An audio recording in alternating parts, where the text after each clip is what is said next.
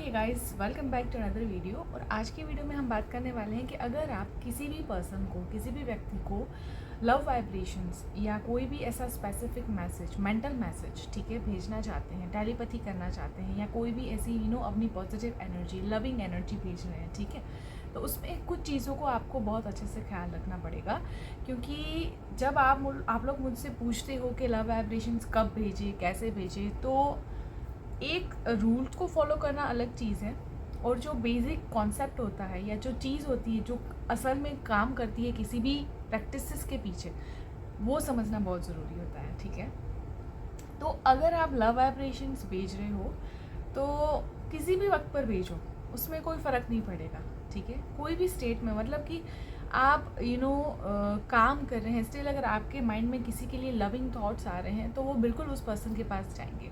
लेकिन जो चीज़ का आपको ख्याल रखना है, जो चीज़ बहुत बहुत इम्पॉर्टेंट है, वो है कि आपके अंदर एक बहुत ही ज़्यादा इनर जो प्योर एनर्जी होती है वो होनी चाहिए, ठीक है। अब मैं आपको एग्जांपल देती हूँ कि एक पर्सन के लिए आप अच्छा फील कर रहे हो, ऑन द अदर हैंड कोई ऐसा पर्सन है आपकी लाइफ में जिसके लिए आप बहुत नफरत फील कर रहे हो, बहुत ही ज़्यादा आपको रिवेंज की फीलिंग है, जेलसी की फीलिंग है, ठीक है, ऐसी कोई भी प्रकार की फीलिंग है जो नेगेटिव फीलिंग है, ठीक है। तो द सोर्स इज़ यू, जहाँ से ये एनर्जीज आती है वो जगह एक ही है, ठीक है। चाहे आप किसी के लिए भी एनर्जीज रिलीज़ करें, किसी के लिए भी सोचें, तो अगर आप किसी के लिए भी प्यार की एनर्जी, लव वाइब्रेशन भेज रहे हो, तो आपके अंदर पहले जो भी नेगेटिव इमोशंस हैं वो रिलीज़ होना बहुत ज़रूरी है, ठीक है। ग्लास में अगर पानी होगा तो वो जैसा भी होगा, डर्टी वाटर होगा, क्लीन वाटर होगा, वही जब हम बाहर पिएंगे या उसको बाहर निकालेंगे तो वही आएगा, फिर वो चाहे कोई भी पर्सन पिए, समझ रहे हो ना। तो ये चीज़ कहीं ना कहीं सबकॉन्शियसली असर करती है। अगर आप किसी भी पर्सन को लव वाइब्रेशन भेज रहे हो तो you must cleanse your own energy first. आपके अंदर किसी भी व्यक्ति के लिए कोई भी नेगेटिव इमोशन नहीं होने चाहिए, और वो एक प्योर इमोशंस, प्योर एनर्जी आपके अंदर पहले होनी चाहिए, फिर आप किसी को लव वाइब्रेशंस भेजिए। मैं आपको एग्जांपल देती हूँ। मान लीजिए कि आपका किसी के साथ झगड़ा हो गया, ठीक है, कोई भी पर्सन है, अब आप उसके बारे में सोच रहे हो, गुस्सा आ रहा है, बहुत सारी बातें हो रही हैं, कंप्लेंट्स कर रहे हो, ठीक है, बदले की भावना है या ईर्ष्या, जेलसी है, ठीक है। एंड फिर रात को आप, कोई ऐसा पर्सन है जिसको आप पसंद करते हो, अब उसको आप लव वाइब्रेशन भेज रहे हो, तो कहीं ना कहीं आपके अंदर जो नेगेटिव इमोशंस है ना, वो ब्लॉकेज का काम करेंगे, ठीक है। तो इसीलिए आप किसी को भी लव वाइब्रेशन भेजिए, उससे पहले एक प्रोसेस करना, और वो है फॉरगिवनेस।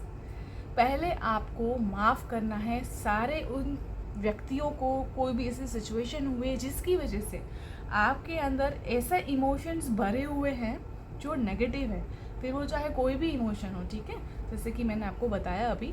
तो इसीलिए पहले आप ये चीज़ करेंगे फॉलो, ठीक है, क्योंकि लव वाइब्रेशंस कभी कभी इसीलिए काम नहीं करता। आपने जब मुझे बहुत बार ऐसा पूछा है कि हमने बहुत अच्छे से लव वाइब्रेशन भेजा, फील किया, इमेजिन किया, सब कुछ किया, लेकिन उस पर्सन को कुछ मतलब ऐसी एनर्जी मिली कि नहीं, कुछ हमको पता ही नहीं चला, जैसे लव वाइब्रेशंस गए ही नहीं। तो होता है ऐसा क्योंकि एनर्जीज़ के जो ब्लॉकेजेस होते हैं उसके कारण कभी कभी हम अच्छे से वाइब्रेशंस को सेंड नहीं कर पाते।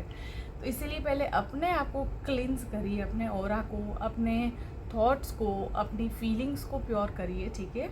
तो उसके लिए एक तो है मेडिटेशन, दूसरा है ग्रैटिट्यूड, और तीसरा है होपोनोपोनो प्रेयर, ठीक है। कि 3 चीज़ें आपको प्रैक्टिस करनी है ताकि आप आपके अंदर की जो भी नेगेटिविटी है उसको रिमूव कर पाएँ। उसके बाद जब आप एक फ्रेश न्यू एनर्जी से कोई भी चीज़ करेंगे, स्पेशली लव वाइब्रेशंस भेजेंगे, तो वो बहुत अच्छे से उस पर्सन के पास पहुंचेंगे और कोई भी मिक्स्ड एनर्जी वहाँ पे नहीं जाएगी, ठीक है। प्योर लविंग एनर्जी उनके पास जाएगी, ठीक है।